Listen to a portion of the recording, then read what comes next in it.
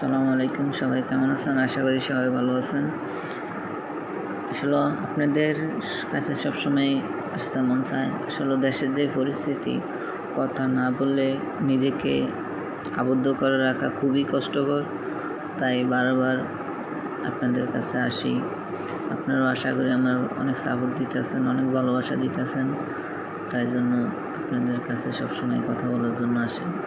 তো জামাতে ইসলাম আমার একটা ভালো লাগার জায়গা, একটা ভালোবাসা কাজ করে ওদিকে।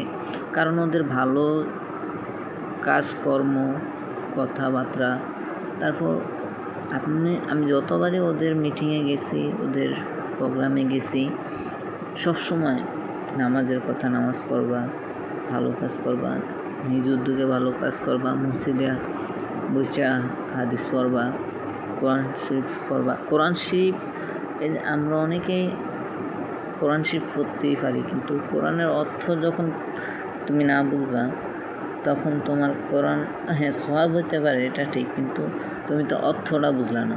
ঠিক আছে?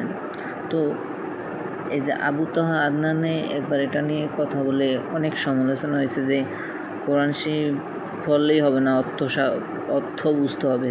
এটা নিয়ে অনেক মোল্লা মুন্সিরা, কাঠমোল্লারা, জানেন তো বেশিরভাগ কারা এগুলো নিয়ে সমালোচনা করে।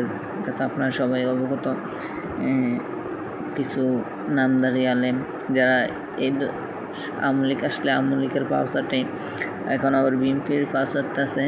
তো আর কি এদের কথা আর তো খুললা বলা লাগবে না, তবুও অনেক সময় বুঝতে সমস্যা হয়। তাই জন্য বলতেই হয় যে আপনার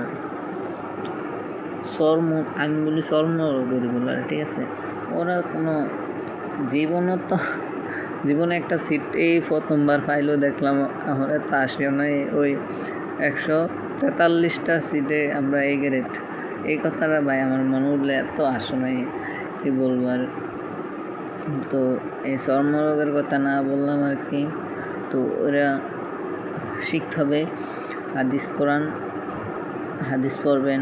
আমাদের অনেকে বলে যে জামাত ইসলাম সাহাবীদের বিরুদ্ধে, নবীদের বিরুদ্ধে কথা বলে, মানে অযথা, মানে বানোয়াট গল্প।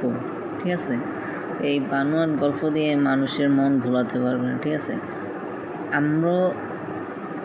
আমরা কিন্তু 5 আগস্টের আগ পর্যন্ত এমন গোমরাই ছিলাম। ঠিক আছে?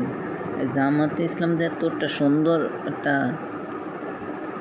দল, আমি মনে হয় না, আমার মনে হয় 5 আগস্টে না হলে আমি কখনো জানতে পারতাম। এই দলটারে এমন করে হাইলাইট করে